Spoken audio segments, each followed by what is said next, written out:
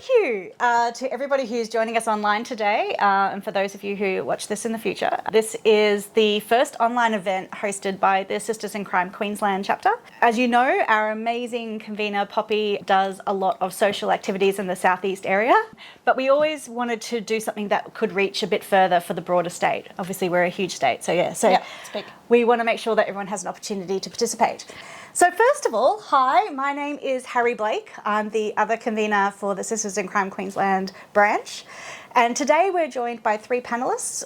We have the amazing Tracy, who is a mortician and also the host of a YouTube and Instagram community called Are You Dying to Know? I've got that right, Tracy? You have, yes. Excellent. I'm dying to know, YouTube, Where she answers questions from her very large audience, trying to demystify death. Yeah. So, along with Trish, who should be here. Hi, Trish. Unfortunately, she's not here. But yes. So any questions you ever need to know about death in the funeral industry, look us up on Are You Dying to Know? We're happy to answer anything. Yeah, excellent. Thanks, Tracy. And then we're also joined by Jules. Jules has had a long career in many different parts of the criminal system, both as a frontline police officer to being a lawyer, watching other lawyers, to being a criminal prosecutor. So thank you, Jules, for coming along and sharing your insights. And last of all, we have, but certainly not least, we have Kelly. As we all know, one of the key motivators for crime is money. And Kelly is one of the leading forensic accountants, certainly one of the most experienced ones in Australia, who has done both state and federal jurisdiction, and will be giving us some insights to the lack of representation, perhaps, is the best way to talk about it in crime fiction. And so we'll talk through that as well. So thank you, everybody. Thank you for joining us. Thanks for having us. No worries. Well, to get this party started, I suppose my first question to you all, and I'll start with you, Kelly, is there a particular TV show or even book or film that's been like a crime kind of based film that just drives you nuts? Well, there's not one. Or that makes you yell. A few. And my big grief about all those TV series mainly is that they can rack something in half an hour when the timeline is absolutely not represented anything near the truth at all. But I completely get that it has to be compressed, but it doesn't represent real life at all. No. So it's the 20-minute to 30-minute time frame. That's It's the logging onto the bank of documents. It's the access to all this information that takes a long time to analyse, but they do it straight away. Yeah. Okay. So speed's your main issue. Yeah. Excellent. Yeah. Jules, is there a particular TV show that you yell at? Probably the things, and I'll be honest with the panel, I now no longer watch crime shows because they're just ridiculous. Yeah. I simply cannot watch them due to the fact that there is so many things wrong. So you're not a big fan of CSI then? Text things that appear in the screens that appear in the sky, they move this, and I mean that is ridiculous. It just doesn't exist. I find problems with most crime shows. Okay, excellent. There's one I will mention that is good, and it's an old one. It's a series called The Wire. Yep.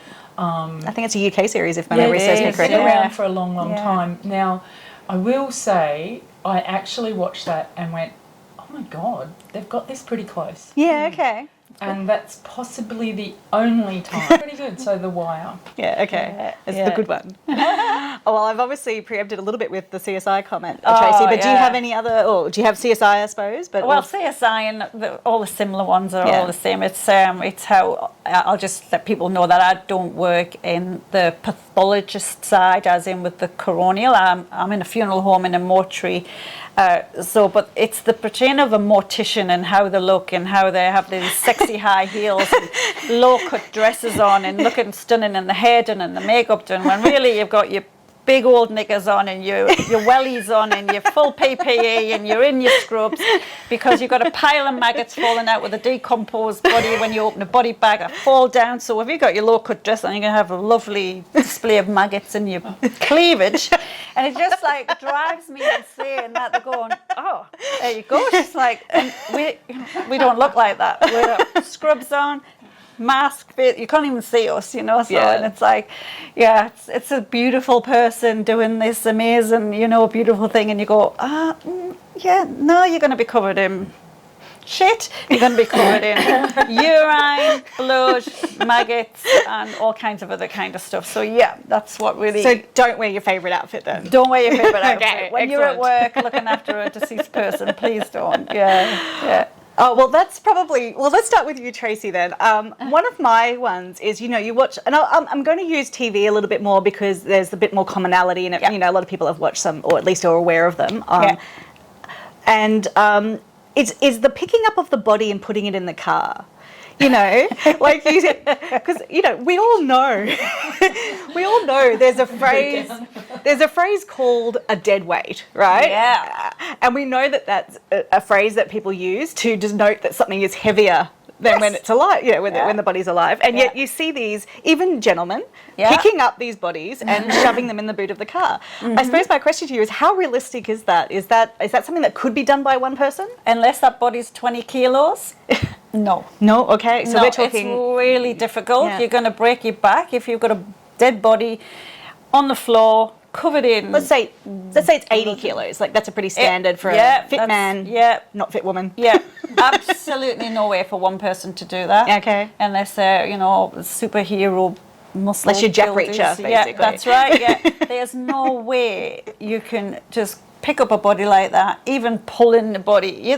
Even if you see them dragging the bodies, get the feet in the boot, and then no, it's really, really difficult. It's really hard. And when we do transfers, as in like in the team of the funeral home, if we get called out to pick up a deceased from their residence have passed away and they're on the floor, and they're like 80 to 90 kilos, even two of us sometimes struggle to wrap them in a sheet and then get them on the stretcher and get the stretcher up. Sometimes we'll incorporate the family to help. Would you like to help? You know, and all of that, because, you know, there's a bit of weight here. So, yeah, it's a pretty, unrealistic. Okay. Can Excellent. I just say on that point, Yes, Jules.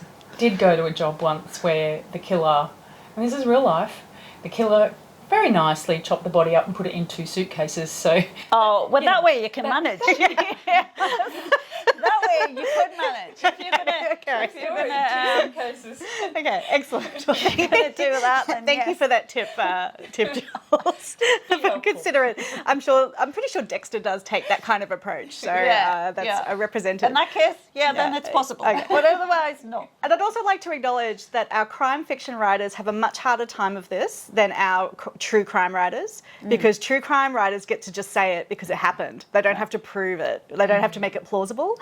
While our fictional writers actually can't go as far as true crime writers because it still has to stay plausible, right? Yes. So it's a little bit trickier. But on to that point then.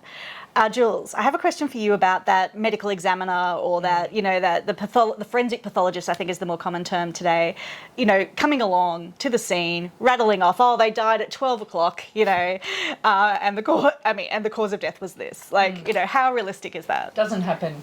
No. It simply does not happen in Australia. I was in the police service for 20 years, so I've seen a few of these situations. And I think it's one of my big bugbears, both TV and in written fiction. In written fiction, is that exact compromising of the crime scene. In reality, what happens is police will be called to a scene. First responders will enter the scene, see a body, and 95% of the time, you can tell they're deceased. So those first responders remove themselves from the scene. They cordon it off, keep it safe, protected. Whether it's inside, outside, you need to be cognizant of protecting the forensic evidence. So if it's raining, you may put a tarp over. You know, there's certain things like that. And that's all that first responders will do. The very first people into the scene are police, scenes of crime forensic officers. Yeah, okay. We have no medical nothing. It is simply police forensics, and they're kitted up. They've got their booties, and you sometimes you might see them on TV on the news. Yeah. Don't get me started on the fiction that is the news. But yeah, so that whole, I'm just going to put a thermometer in here and go, oh yes, the liver temperature's about, time of death was 244 on the 17th. That just doesn't happen. No. It doesn't happen. And the other thing with having that medical forensic input at the scene, we were talking about it earlier, it compromises their impartiality and their professionalism. It's able, when the deceased, when the scene has been totally forensically finalised, and the deceased goes to, generally when it's a crime scene, it'll go to the government mortuary for an autopsy. That's when all the pathology and medical testing, and that's when that happens. Yeah, okay. And so by distancing that process, it gives it an impartiality away from the actual criminal investigation and focuses more on the medical aspect of the death. And that's across my experience, all genres of the narratives. That separation. It never happens. Yeah. Now, obviously, that's the modern way to do it. If I was writing a book, say, set in the 90s, maybe or the 80s. The 80s and back. Yeah, you probably had some big, fat, drunk detectives, particularly in Queensland. No, that's wrong. Wander on into the scene and go, oh, yeah, looks dead. What do you reckon, Bob? Yeah, gunshot to the head, Fred.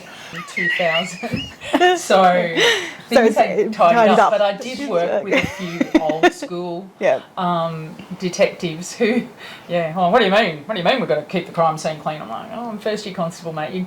Let's not go in. So, and then the other districts detectives would turn up and go, oh, what do you got? Let's have a look. But it has significantly changed. Okay. So if you're writing for a modern reader, you need to acknowledge that. Focus on the science, really, because these days with our modern technology, it is very often the science that will give you the evidence to get or when it's not successful. She's not even here. It's been written out. She's been written out of the panel.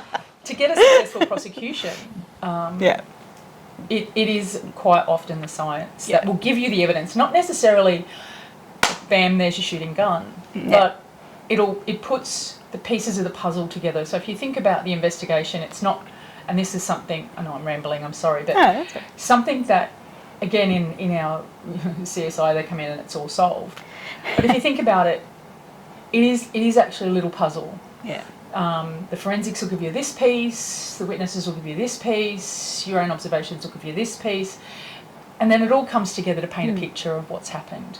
And so often the science, the DNA, the fingerprints, the forensic account. That brings a successful prosecution. Excellent. And remember, we want our successful prosecutions to be not appealable.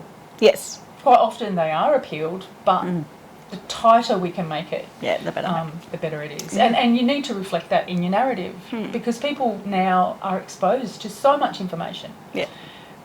So you just don't want someone reading your book and going, oh, that's rubbish. I can Google that, that's not true. Yeah. Well, that actually probably brings us to motive then. And obviously proving motive and money is a critical part for that. So you talked, Kelly, about the fact that they just don't represent it right. They talk about that, they log on and they seem to just have access to the bank accounts, and it's all easy. What do you find is the most mundane piece of paperwork or procedural hurdle that you have to get through in order to start establishing that motive? Well, the most mundane, not the most, it's quite challenging to do, is to actually acquire the documentation and everything that we need to analyse to prove that. Yeah, okay. Which is actually sourcing, say, bank accounts or something. Yeah. So we need a lot of grounds to acquire that Yeah. through warrants and things like that. Okay. But it's a long process. Yeah. So you got to write the grounds up. You got to get the warrants done, which is usually a police officer that executes them. To get the magistrate to sign them off, then get them to the bank. Then the bank takes a few weeks to get back to you. A few Then weeks. A few weeks. Okay. Months, Well, sometimes. the quickest I've ever had is Wow. 2 weeks, and that's probably in a murder. Yeah, okay. So it's not missing that night? persons- Not that. No, not that night. And I don't get to log on to their computers Yeah, and okay. actually extract anything. So Yeah. then they give it all to us. Yeah. Generally, they miss things. They don't give us the right accounts. Then you got to go back. You've got to do it again. That would be the most mundane and the most painful part of it. Once you've got the documentation and the analysis it's not easy, but it's definitely a lot easier if you've Got acquired everything. it all. What Yeah. about the week you have to spend brushing up on Excel? You say that as if Excel is not exciting. That's so funny. Is there anything that, I mean, I know we've been talking more about the murder side of things, but thinking about this broader, it could be fraud as well. Is there anything that you meet that jumps out to you? You know, I mean, obviously that's the advantage of having an expert look at it. They might just go, oh, that doesn't sit right, or, you know, is there a thing that flags? It really depends on the structure they're using. So if they're using like business structures and they're using a lot of bank accounts to do that layering phase of it to bring it back, it always seems to end up in the main person of interest account under the title of consultant fees. And I find it really interesting if I go to the pub and chat up some person and they say I'm a consultant, I always have a giggle. Okay, red flag, red flag. Okay, noted. Okay, excellent. Well, True though. Now we understand why the accountant's written out of the script. So excited about consultants in Excel. accounts. Yeah, it'd be interesting. It's a challenge, though. You know, how do you make Excel sexy in a book? We'll have to give that a go. Yeah, it's got more to do with the patterns though. Yeah. You see consistent a course of conduct. Yeah, And, okay. and a transaction will be happening that doesn't quite sync in with the business structure or the normal things like Yeah. that. So it's not really one transaction that you're looking for. You're looking for a pattern. Yeah. Yeah. Okay. Cool. Excellent. Thank you. Well, we're not disposing of funds. We're usually disposing of bodies. So we might head back to there just a little bit, just because we do have Tracy here with us today. And this is again that puzzle, right? So when you're writing, you know, you're writing for the point where you want to have a puzzle that people have to solve. And the question I kind of have is, okay, so I once had to dig a hole in my backyard. It was the hardest thing I have ever physically had to do in my life. And you did it for what? What It was just for a plant. Oh, okay. It's just for a tree kind What of were you thing. planting? Evidence But or a I body? just had a renewed appreciation for the shallow grave, right? And I was like, I would be the person who just put the leaves over the body. But I suppose if they were going to make it a little it's true. If they were going to make it a little bit harder. So many leaves out the back, you just have to go and have a shuffle through. Yeah.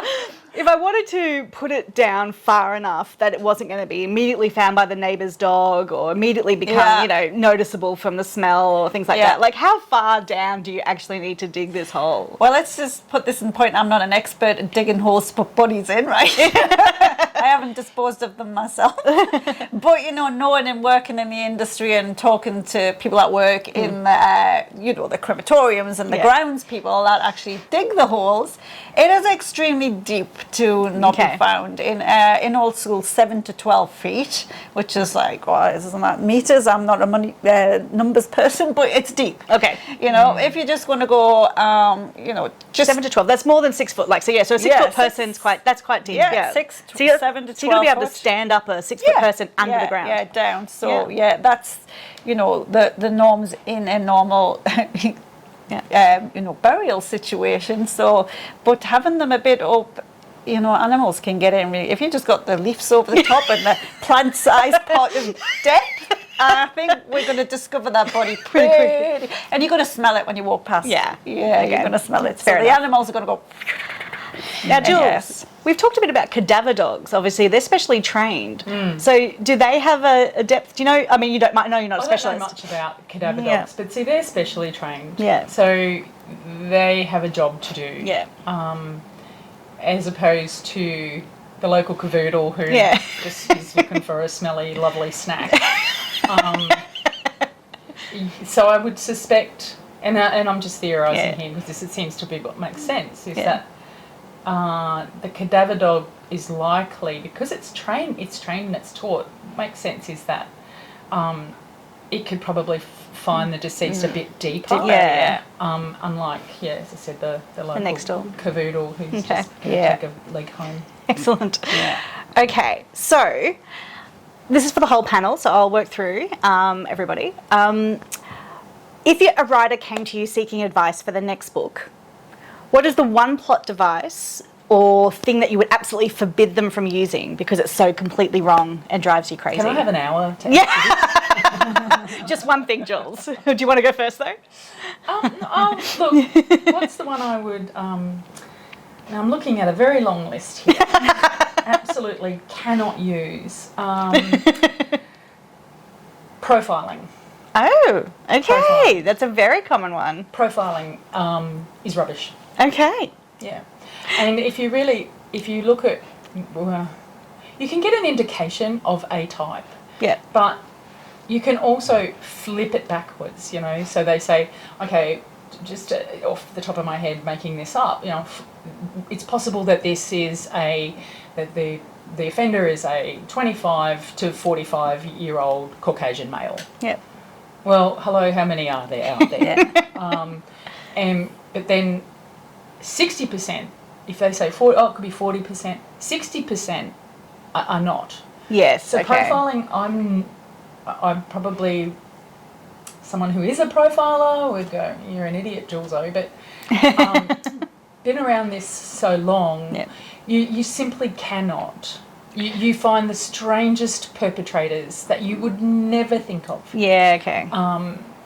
And the other thing is violent crime proven statistically, is committed by men between the ages of 18 and 40. And that violent death, both, as we all know, the horrendous rate of men who kill women in domestic violence situations, but the biggest statistics is men who kill each other in fighting or in for whatever.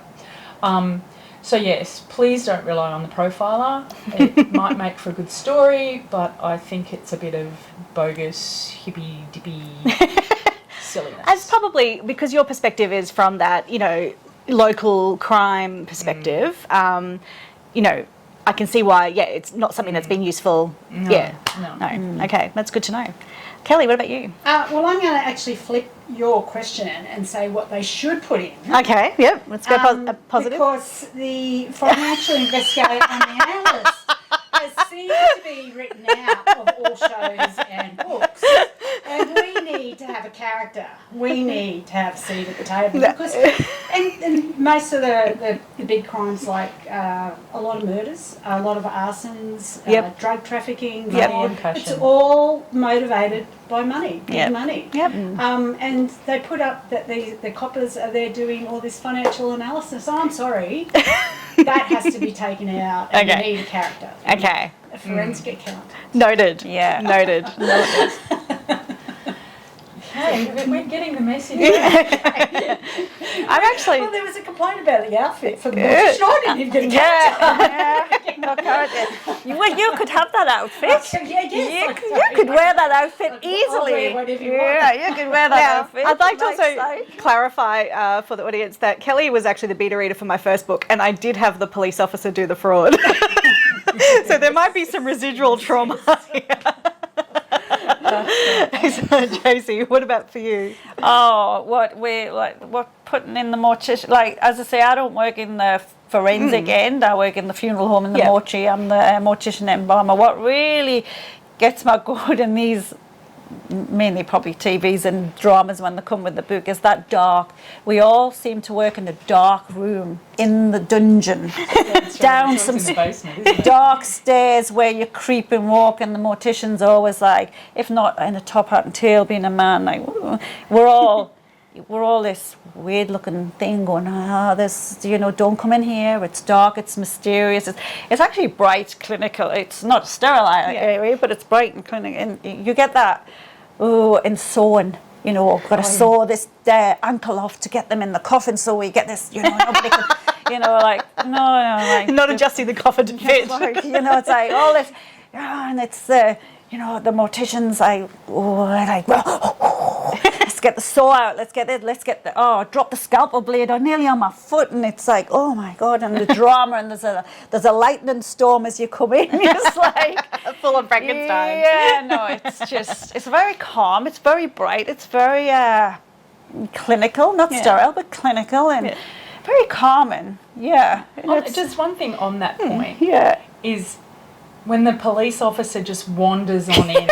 Yeah, nobody's allowed They in the open mortuary. the door and they wander on in. Yeah. And what do you reckon?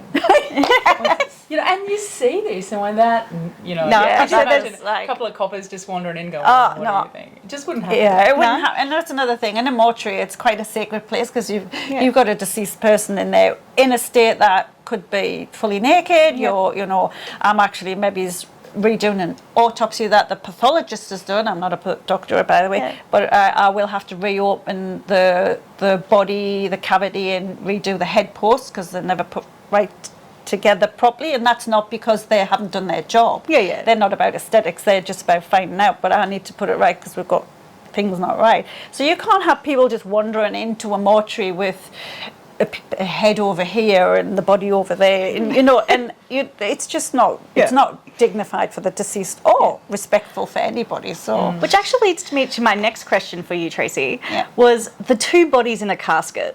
You know, Yeah. how often have we watched a UK crime drama and they're putting these two bodies in a casket?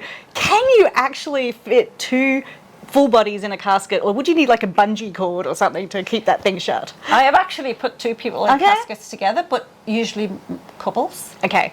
and they're usually small. Yeah. Okay. And usually in an oversized coffin. Okay. Like a little, I've put little old lady and little old man together that died within days or weeks of each other. We've had the funeral and the family said, can they get us an oversized coffin? We'll put them in. We've had cases with mothers and children put together, murder cases, and they're being together in the coffin. Well, actually, on that note then, if you don't mind, Jules, let's talk about confessions. Oh, no. So, you know, the breaking of someone in a confession, you know. Oh, that's a classic. It's a classic, right? They do a little bit of a psychological trick and the person just blurts it all out. No. A cigarette and a coffee? No? Okay, there's a reason we call it fiction. No, the interview does not roll like that. Okay. Very rarely. Oh, How often do you have confessions, though? Do people just come up and just share it because they want to? Yeah. People will talk. It often depends on the kind of crime.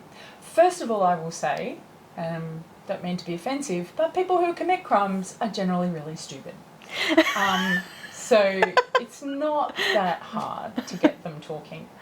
But an interview can be a really important tool, again, in that piecing of the puzzle. So particularly with our money guys, it is a type.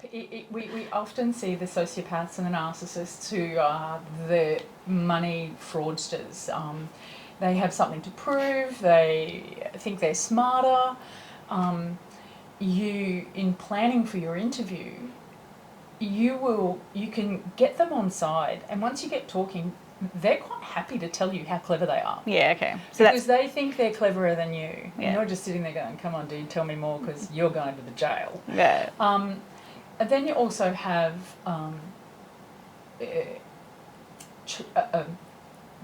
child sexual offenders who will often, it's really difficult to explain this, often it'll be a male police officer because sometimes you have to think about who you put in there. You're not going to put a woman in there, they will clam up. Yeah. But sometimes when I worked in child abuse, we had male police officers who would not necessarily manipulate the interview, but would be empathetic to the offender, like, you know, geez, mate. You know, and kind of think, make it a little bit that they're both in on the secret, and you get information that way. The other thing with the interview is I had a fraud matter. It was a $21 million fraud matter. The perpetrator in that was a short man. I was quite taller than him, and he hated my guts. Hated me. He was a very arrogant. He was actually a German nationality, so he had that very gutturally kind of accent. And because I'm a complete bitch, I always wore my 6-inch heels, which made me just over 6'1", and I would look down on this guy. If he'd have interviewed, which he didn't, there is no way I could do the interview. Yeah, okay. Because you won't get that information. Yeah. And you have to think carefully about your interview, because with this guy, I wouldn't have put a young man in there, Yep. a young guy, because he thinks he's better. The best person to have done that interview would be a high-ranking older guy. Yep. So they're on that same level. So the combative interview is unlikely. No. So it would doesn't always happen. be a sympathetic interview. It's always sympathetic. Yeah. It's that honey and vinegar thing, Yeah. you know. People are not... Communication is a two-way thing. And if you can't get that person comfortable, they're not going to talk. Who talks when they're uncomfortable? Yeah, makes sense. Yeah. But that whole smoking gun and they go, okay, I did it! Yeah, that's again a fiction. Okay. Let's not write it into the story because it doesn't happen. No worries. Well, forgetting the bloody gloves and the single strand of hair, we'll get to hair later, Jules, I promise. What's the single weirdest item, Kel, that you've ever had to value or to look at value as evidence? Like, what's the most, the most ridiculous legitimate business? Like someone hiding a wine club as a legitimate business or something like that. Jules is like, that's a great idea. Yes, we'll talk about that too. I don't know if there's much money flow goes through one club. Well, it does, but to the people who sell us Provide the wine. The one that seems to be in vogue at the moment are fruit shops, actually. Okay. Fruit stalls. And they're pretty interesting because the money doesn't always go to the fruit stall to go through that way. What happens is they receive like a couple of massive great big crates of apples or something, and then the fruit store will sell them, and then the money goes in and becomes laundered within that type of scenario. So it's not literally money that's getting laundered, it's a product that is supplied and then money. So that's quite... That's clever. Trade-based money laundering. Yeah. It's hard to work out, isn't it? Yeah, it's very hard to... That's why you need trace professional because- forensic but you need accountants. to find the source of the apples, which is really quite difficult as well. There was one I was reading about in Italy where 23 people were arrested and everything, but what they had been doing was this great scam, and they had created an entire country in the Antarctic, and they had created like government departments, websites, documents and everything, and they had sold like citizenship and everything to this make-believe country, and all the money came through and was money laundered through Malta. Although there's lots of structures out there that are quite amazing. Yeah, okay. You have a great part in the books. You do. Yeah, you have, Yeah, absolutely. get written out. Excellent. Okay. So we've kind of talked about a few things about, inaccuracies, and we've, from clothing and things like that. And we've talked about the dark dungeons of the mortuaries. Yeah. But what's one other thing perhaps that we could, if you had a fictional portrayal of your workplaces, what's one thing that you would change or you would like to see changed? That it actually is a caring environment in the mortuary, because Yeah, it gets okay. portrayed as being the scary, awful. And when people actually in real life find out what I do for a living, they either want to know everything or they freak out and say, "You're disgusting. You actually really? disgust me." And because it's TV and Yeah. things, they went, "Oh my God, you touch a dead body." I go, "Well, what about a nurse? What about a doctor? What about the police? What about first, responders? Yeah. What about..." We don't touch them. Yeah. Well, Well, that's you know. disgusting.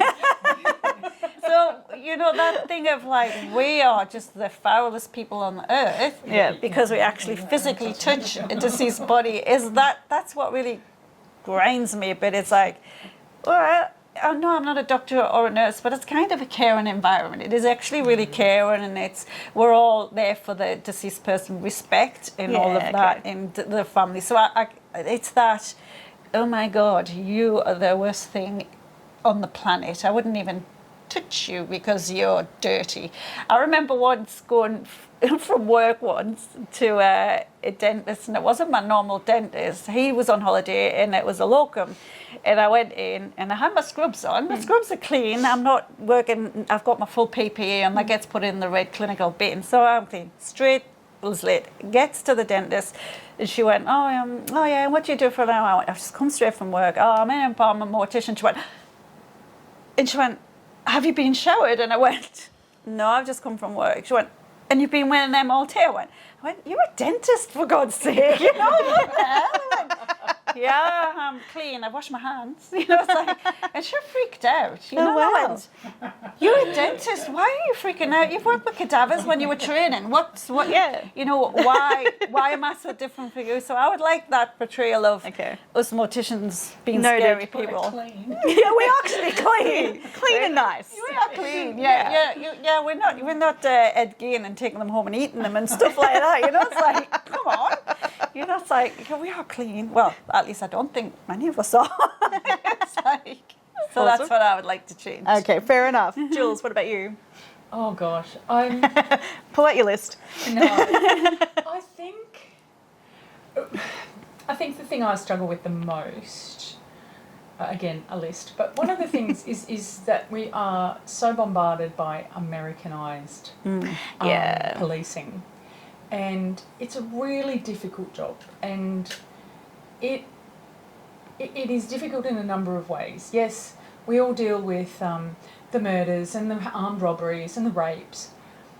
But the thing that does not get acknowledged, and a bit like what you were saying, is that police also have to deliver death messages. Yeah. You know, we are the ones that knock on the door and tell the mother that her 12-year-old has been hit by a car. Yeah. We're the ones that have to say, listen, you know, you kissed your husband goodbye this morning. He had a heart attack at work. Yeah. So that Americanisation of you know, the shootouts and the don't get me started on the shooting. It's impossible. You're in the car, you've got your little gun out, and bang, bang, bang, bang, and you hit the driver in the back of the head, dead. No, can't happen. But just that a more humanised portrayal, because police are humans. Police are people too. We have families, we have hobbies, we have friends. We probably have more wine club than most of the community, but we go to the supermarket after we work. go to the supermarket, and just that it's not quite the same in Australian TV, but that because we don't have the gun issue in Australia, but certainly in novels where you can articulate that narrative, police are often not. Or if they are humanised, then they're drinking. Yeah, they're drinking. they're and alcoholics and sad, and they're you know, people, you know. So that would be mine if police were portrayed not so much as that paramilitary, but as people who do a difficult job. Yeah. Okay. Human. Cool. Excellent. How are Kelly. you going to portray your accountant? So, from a profession, they kind of do portray us quite well. We are a little bit nerdy.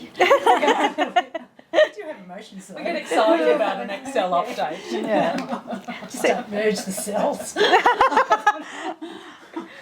So true, everybody. Do not merge cells in Excel. I will second that. Yeah.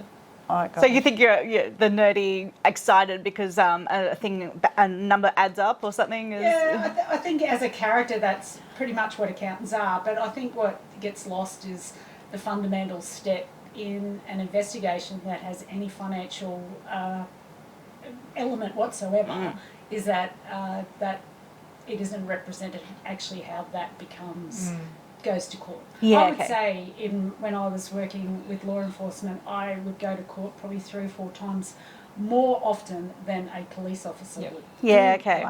Like an active detective would not go to court as often as I would go. Yeah. Oh wow, So, that's interesting. Yeah. So I was didn't know there quite often as an expert. Yeah. Can I just, sorry, I'm hogging the limelight No, here, that's all right. We've got plenty of just time. one point on Kelly's comment. There are times, because I worked in financial crime as well, that's how we became friends, they will take the accountant along to identify. They go to a search. Yeah. So you yeah. execute the search warrant. The forensic accountant will come along to identify documents. Yep. So you do have a place. So actually, so just to clarify, It's true. Your pocket protector and your calculator. Yeah.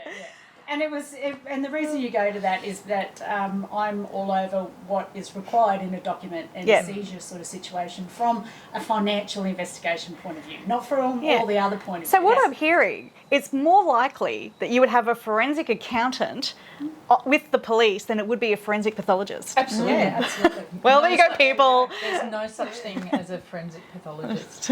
And you've got to remember too, and I'm sticking up for you here with your career. Thank you. I really appreciate that. Police join the police Yeah. to do the sexy jobs, the murders, the rapes, the armed robberies. They don't want anything to do with fraud. And yet money is a driver of crime. Are you saying the accountant component isn't sexy? You are Is that sexy. what you're Yes. saying? I used to walk past your office and go, Noted. Hey, Noted. Noted. It's all right. We can make financial crime sexy. We can bring it back. It's all good. Yeah. I think it's sexy, yeah. I think a lot of people think the mortuary is sexy. A lot of people, we get lots of people going, I love to work in the mortuary and do the hair, make them do this, do it. You know, the reality is, it smells bad. You know, it often smells bad. And you're often cleaning poo, you're often cleaning vomit, you're often cleaning blood and urine, and maggots fall down your bra. You're still and your traumatised by that, yeah. aren't you? I felt that's my favourite story. It just, I think people think it's this sexy job where you go in and because of the books Weights, and the TV and all of that, in reality it's very serious, and like you say, we are human and we actually do have emotions and we are affected by the things we see too. First responders say the most horrific. I have oh my God, you guys are just, I say it after, but just after. And I think we forget that we actually are human and we actually have to go home and go, what have I got to make tonight? I've just had this case under a tree and I've just, I've just got to. Not doing spag bomb tonight. And you go, and another thing is you get, that you've got your burnt bodies and they go, oh, do you want pulled pork tonight? You go, what? No, it's like, we have to, I think people forget that we actually are actually human, and we do have them emotions. We're not all them hardened people that work in them jobs that are tough. Sometimes we're not tough. We're like going out the back and going, oh my God, why am I doing this? Very understandable. Yeah. Well, look, thank you very much. I'd like to actually open up to our online audience to see if you have any questions. If you'd like to put them in the chat, please do so. Other than that, I do have a couple that were sent to us prior, so I'll start with those. But everybody please put any questions you have in the chat and I'll make sure that we ask our panel. But we do look like we're on, depending on how many questions we get, we'll finish off in the next 15 minutes or so. Yep. So Tracy, talking about not having dinner, how long can a body be in the water until it's no longer identifiable from being looked at? Yeah. Well, like I say, that's not like I'm not in that area where we can. When would you stop trying to reconstruct it, I suppose? Well, it actually doesn't take long for a body to start decomposing in water, and it depends if it's in salt or fresh water as well. In the depth, in the animals around there, or if they're being smashed against rocks, or there's a lot of things come into play, temperature, the kind of water, where they're at. But water accelerates decomposition fast. And what embalming does, not that we embalm many people here in Australia, it's not like America, we only embalm when needed, if needed. It dehydrates the body, and that's what we need. We need to get the moisture out of a body, dry it out, to preserve it for a while, and that's what that is about. So the water accelerates very fast. So you can have somebody where the skin is peeling off within a day or two that's been in water. And they're coming out bloated, green, slimy. And it's actually, if you think about it, you're cooking the chicken or the turkey for Christmas, when it's wet and you can't pick it up and it slides. That's literally sometimes what it's like when I'm dealing with a deceased out of water. It's trying to trying to hold it in its light, and you've got a mortuary table which is made of stainless steel, which and so the skin's off, and that's because it's wet, because the top layers of your skin have gone, and it's really difficult to then start saying, well, viewing's going to be, I would say, wrap the body up. I've got to get rid of the bloating and smell, which is called where we aspirate a body, which is putting a trocar into the torso. And think of it like liposuction, is where I'm sucking out all the fluid and gas. And so, it's quite an invasive procedure to bring down the swelling, bring down the bloat and all that distension that's happened. But in the meantime, when skin has dried out like that, if the family don't want embalming, it's very hard to then present the body without it being wrapped in the whole, what we call, we have a suit's called a uniol. It's like it's a plastic jumpsuit. So wrap the body in blueies.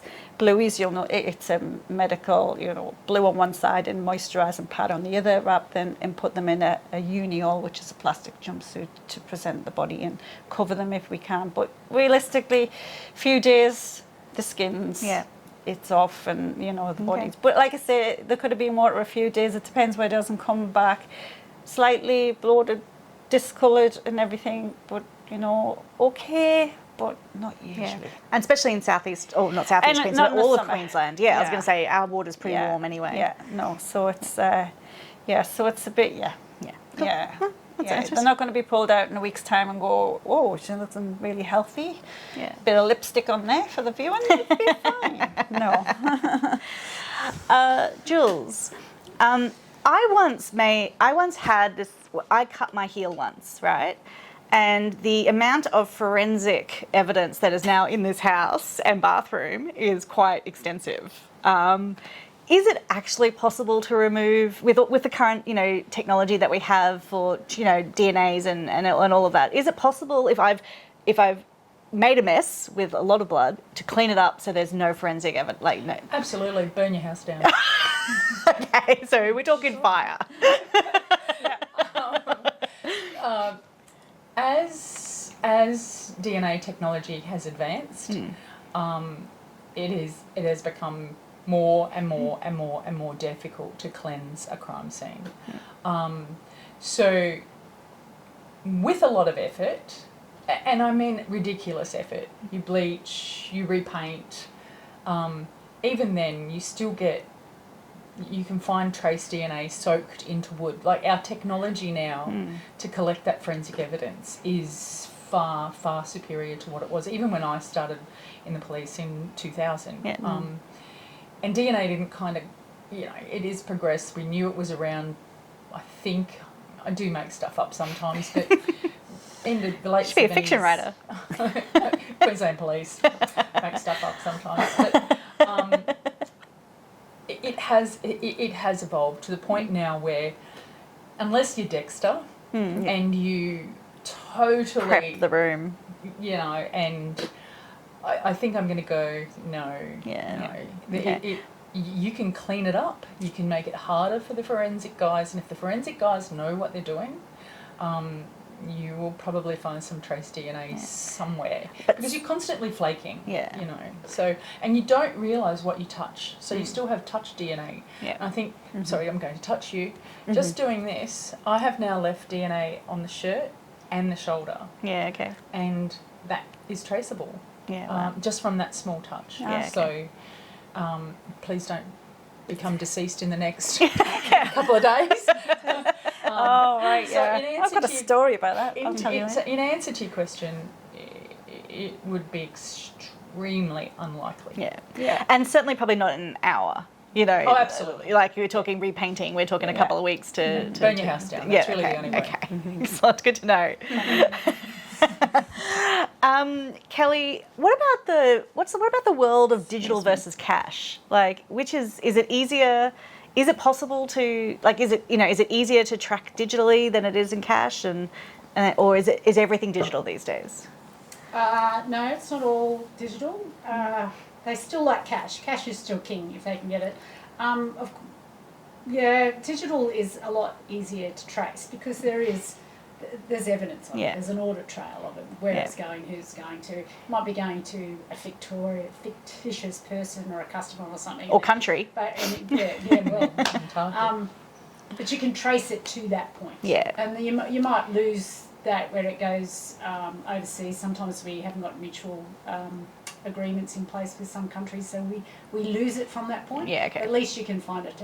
If it goes to cash, then unless we've got actual surveillance or evidence of receipts or something of where they've used it from, or whether a lovely asset turns up somewhere in their possession, then you can actually say the cash has gone there, then it pretty much just... So if they've got nothing in the bank account, but they've got a Ferrari out the front, Yeah, you might be going, let's go work out what they paid for the Ferrari with. Yeah, that's right. You They can have a fruit store. They paid with apples. Selling apples. It's just innocent apple selling. yeah, you can make a lot of inferences from those sort of purchases. So this is a question for each of you. Do you have a favourite fictional crime book, show or series? Now, Jules, I think you talked about The Wire was probably the one that stood out for you. The Wire was very close to, and it was some time ago, and that was TV. But I think for books, I like. It's okay to use the. Yeah. Is it David Baldacci? Oh yes. Yes. Baldacci? He is quite good in that it's a little I find his work a little less dramatic and a little more toward it's really difficult to explain because all of a book doesn't sell if it's not interesting. Yeah. Okay, so you can write real life and sometimes real There's life. a tip for everybody. Yeah. But I find he's a little bit more realistic in the way that the investigation will unfold. Yeah. I find a lot of crime writers sexist. We were talking about this earlier. And I don't like that. There's some really wonderful female operators out there. I like Harlan Corbin. Oh yes, he's very good. His narrative is excellent, and focuses more on the puzzle and the mystery of it. Yeah. There's quite a number of crime writers that I do like, and quite a number that I don't. Yes. Okay. Excellent. What about you, Tracy? Well, I have to say I'm not a big reader of books, sorry. That's all right. That's okay. So I don't really have... Maybe a TV show. Yeah. You don't watch crime? I don't really watch crime. To tell you the truth, I've stopped watching.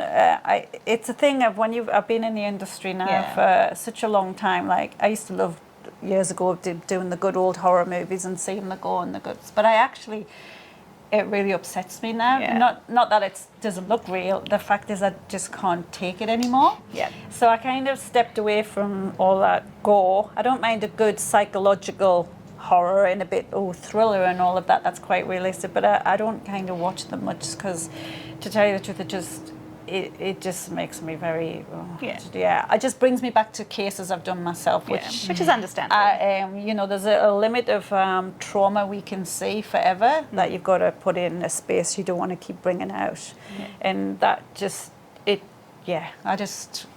I'll leave that there and give me something nice and easy in a comedy. Again, hogging the limelight. I absolutely love The Walking Dead. And there's a reason. See, I've never seen it. The reason Don't. for that is I've never it is seen it. ridiculously gory, but it is so unrealistic. Yeah. It is pure fantasy. Yeah. I'm the same. I Yeah. can't watch, Yeah. kind of real life Yeah. bad movies where it depicts... Because you've seen it. Yeah. You've seen cannot it. watch Yeah. them. But The Walking Dead is so ridiculous. Yeah. There's no zombies going to be coming out. And, Yeah, that's you true. know. Yeah. A zombie that's movie, I can wild. live Kelly with that. uses that as her prepper training. Sorry. What about you, Kel? Well, I don't have a favourite or anything, but I'm completely opposite to these two lovely ladies. I still love the books and I love the shows. I sit there and say that's not real, but it's not about the specifics. I love the story, jigsaw puzzle, putting it together. Some of the characters are fantastic. So I would say I still love it as a genre. Yeah. Hence the reason she's my beta reader. They need more accountants. Everyone needs more accountants, but that's okay. I'm forgiving of that. So it's still one of my favourite genres. Yeah. When the characters are really quirky and a lot going on. I'm thinking of the one we watched recently, Department Q. Yeah, that was awesome. That They was- were all broken but fantastic. Yeah. And the victim was very unlikable. Yeah. But it was a really great show. Yeah. So, Cool.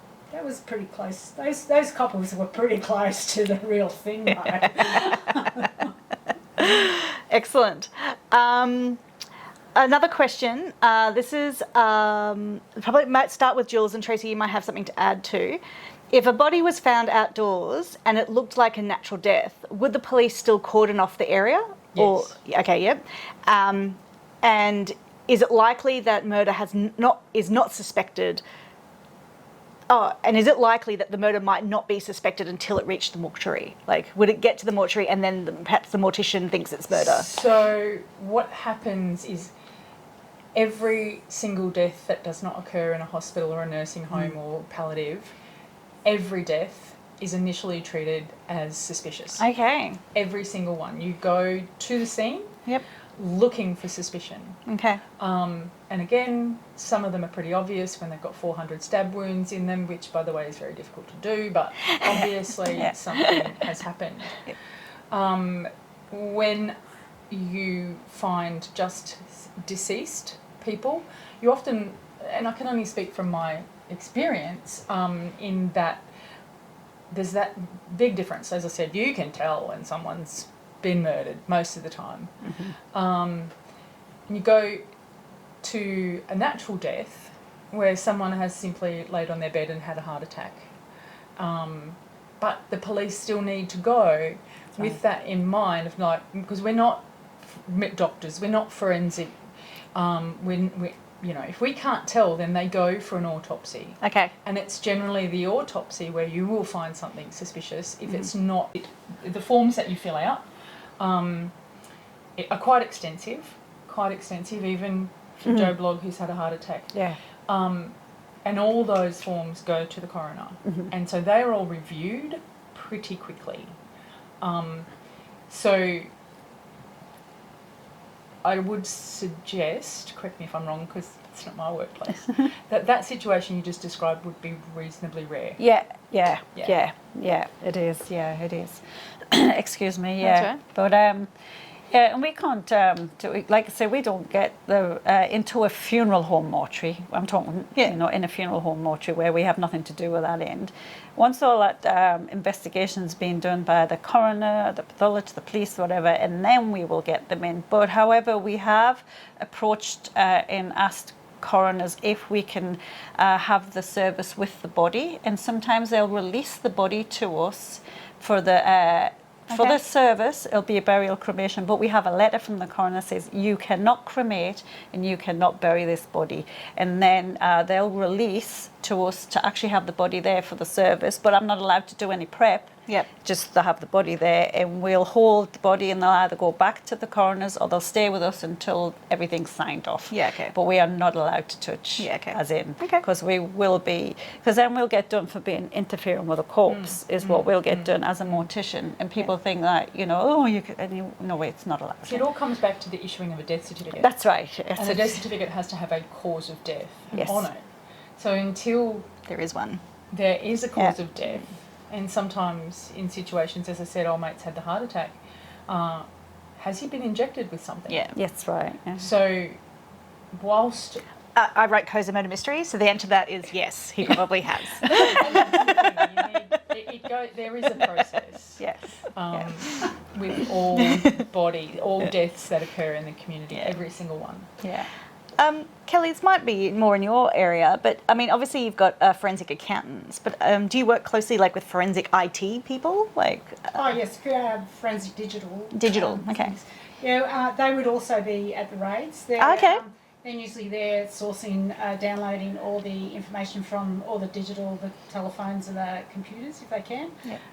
They identify whether we have to seize more or anything. So I do a lot of work with those digital. And forensics. the one feedback I did get from Kelly is that no one touches the computer until the IT digital person's taken an image and logged it in as evidence. Yes. Is that correct? Oh, well, they do a scan first to see if there's relevant information. Yep. And if it is, then they'll take the image and then they'll seize it. Yeah, okay. And then quite often, depending on how much information they'll get out of it too, it goes with the digital forensic people and they download it and catalogue it and everything. And then they provide it to us in a format where we can then key search it, but we're not actually touching the original. Yeah.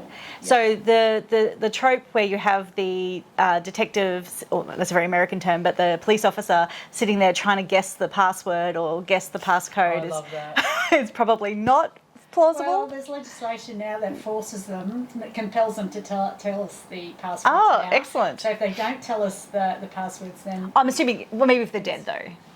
If they're... Oh, well, that makes it trickier. Where's that Ouija board you Yeah. were talking about? But that then comes down to whether they can crack it. Some of them they can't. Yeah, okay. So sometimes you can't get in there. Yeah. But, generally, it could take days before they Yeah. can. Okay, cool. I'll just keep moving just because we are starting to, we're over 12 now. And one question from one of our writers is, if they wanted to check what local police procedures are, how friendly would a police station be if you rocked up? No, okay. There is actually a lot of information that you can actually source. Walking into the local police station going, hey Fred, tell me about that won't happen. There is right to information that you can access. Okay. Police procedures manual, a version of it, a cleansed version of it, is available free to the public. Yep. So there are ways to get that information. Yeah. I will say from my own experience, not to diss the Queensland Police, but the Victorian Police website is ace. It has a lot of really good information. Yeah. Please, please, please, never rely on the news. I could not tell you the number of times I have been to a job and sat at home in the evening and watched the news and said to my husband, I don't know where the hell or what the hell's going on here, because that's not the job I went to. Okay, it's good to know. Don't rely on the news. You talked about how the forensic unit comes in first. Who takes the photos? You have fully trained as part of the forensic unit police photographers. Okay, so it wouldn't be the detective? No. Bringing out their phone, taking a few shots? Well, funny you should say that. Sometimes. Okay. So say, for example, and again, the continuum is so wide. Yeah. So say, for example, you find a deceased outside and there's a storm coming. Yep. Well, that's going to ruin DNA. That's going to ruin the scene. So you're going to do what you can to protect it. So say, for example, you might want to put a tarp over. You can get out your mobile phone and take as many photos around, because that's justifiable. You can go into court and say, well, it was going to rain, footprints might be missing, things happen but this is why we had to do this. Yeah. Whereas if you just want to take it so you can take it back to the station, have a giggle about it, which has happened, no. Okay. No worries. Just very quickly, looping back before, you talked about how the police are the ones genuinely notifying someone has passed away. Is it always the police? Is there anyone else who does it? Pretty much. Yeah, okay. I know in the military they do it themselves. They generally take an officer and a chaplain, but nearly all the time, if it has, say, car accidents and things like that, it'll be the police that make that notification. Yeah. Sometimes, say, for example, someone had a heart attack and in the workplace, might be the police, might not be. Okay. But certainly anything that's traumatic or suspicious or uncomfortable, it is most often the police. Yeah. No. Now, I know Jules has to head off soon, so we are going to be finishing a little bit earlier today. Do you have any, and for anyone whose questions I haven't got to, we'll make sure that we respond on Facebook. Do you have any final words or final thoughts you'd like to share with our Sisters in Crime Queensland groups? Let me just consult. Kelly, did you want to go first while Jules is consulting her pad? I'd just like to say that Excel rules. It's really an interesting process investigating major crime. Yeah. And depending, the complexities can be quite simple as you see, so quite a few of them are quite dumb.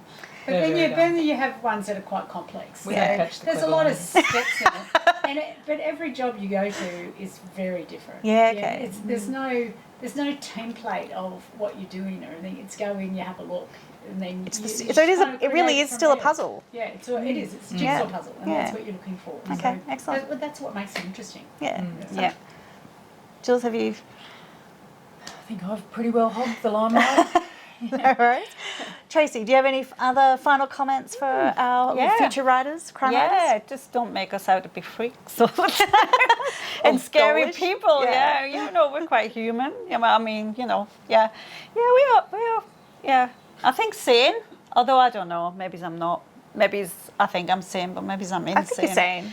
So yeah. I'm happy to verify that. Just make us a little bit more human and tender. We're not usually vicious and, like, oh, that dog person. And we do giggle in the mortuary. There's, you have to, in the industry, even though we're full of trauma, you have to laugh because you have to have a sense black of humour's humour. there for a reason. Because, oh my goodness, if you're running out of bloody tea and coffee when you've just had maggots pouring down your bra and you've got blood in your feet, and it's like, oh There's my trauma God, there, there's isn't there? trauma. She's Going like, get the coffee, where's the biscuits and where's the cake? Because I'm had enough. It's the professions that have a really black humour. Yeah. And you have to survive it. You do, yeah. And the police, fireys, nurses, ambos. Yeah. That black humour is sometimes what gets you through. Yeah. Fair enough. It is. Excellent. Well, look, thank you so much. Thank you to everybody for coming along today. I really appreciate you all sharing your insights. We've had a lot of huge thanks online. Everyone's saying thank you very much. And I'll go through any questions we haven't answered and come back to you. And we'll be making this recording available. Now, just so you know, from a technical point of view, that might take a few weeks, but hopefully it'll be available in the near future. Thank you, everybody. Have a wonderful Sunday afternoon, and hopefully we get rain, but not too much of a storm. Yep. Okay. Hopefully. Thanks for having us. Thanks for having us. Bye. Bye.